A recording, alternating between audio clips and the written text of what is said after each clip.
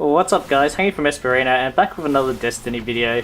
Today I have 3 times weekly Nightfall Strike rewards, and this week's Nightfall is the Summoning Pit, where you'll be facing up against Phogoth. Now, the modifiers for this week includes Void Burn, so having a bunch of Void weapons really helps out, and I've managed to complete this already on all 3 of my characters. You can see right now I'm actually in control of my Warlock, and we're fighting Phogoth just through the doorway, which I know is a common tactic or strategy that a lot of people have been using, and it has proven to be quite effective. Now, you do avoid a lot of the ads if you are still taking on the Nightfall, so I would recommend you try this tactic out if you're not doing so already.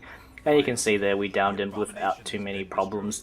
There is a Shrieker by the doorway in that room which you have to be aware of, and it does spawn quite regularly. Make sure you take it out nice and quickly and you'll have an easier time with it. Thankfully my Warlock does have quite a few different Void weapons available, and it did make things a heck of a lot easier. So it's also worth pointing out that it's a good idea just to usually aim for Phogoth in the heart, which is around the center area of him and not actually in his eye. I know it's pretty, a lot of people will go for his eye just because it's what stands out the most, but yes, aim for his heart and you will get better crits and better damage that way. And the rewards for my first Nightfall wasn't too bad, I guess. I didn't get anything too flash. All I did get, as you'll see right now, is a bunch of strange coins, which is always handy with Xur coming around this weekend. My other teammates got Ascendant Energies, and as well as a Vernation 3, which is a legendary hand cannon, which isn't too bad as well. No one got an exotic, unfortunately.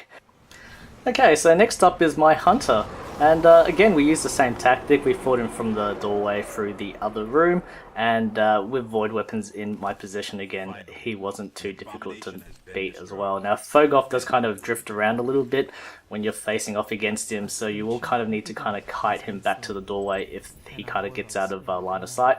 Also keep in mind that some of the ads that spawn, particularly the Knights and the Wizards, can deal massive amounts of damage, and you'll want to avoid them, or at least save a lot of your area effect abilities or grenades for those type of situations, because things can get quite sticky around those times and you don't want to be left with no backup plan. And another good tactic, which also works quite well, is if somebody just kind of hangs back in the other room, just in case you all get, killed by the Shrieker. And, again, this didn't take too long, maybe about 20 minutes or so.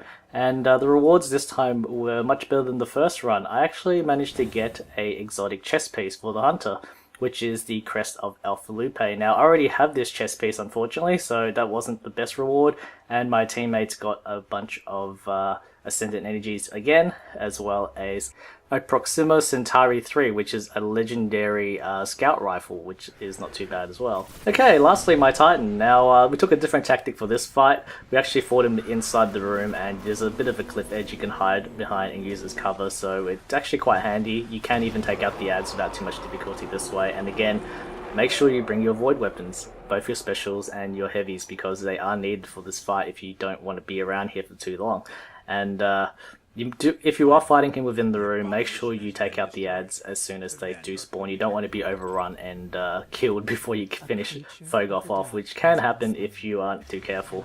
It also helps to run with a good mixture of characters. The Titan definitely helps with his defender ability, or his bubble in play, because it does kind of give you a quick I guess a second chance should things go a little bit hairy in this face-off. And of course, even a Warlock with Sunslinger and the Radiant ability, it's also quite handy in this fight as well. To wrap this Nightfall off, it again was very similar to my last Nightfall. There wasn't any amazing rewards, and I only got a bunch of Ascendant Energies this time.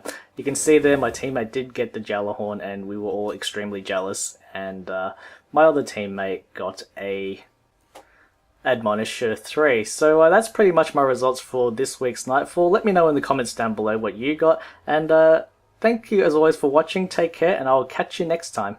See ya.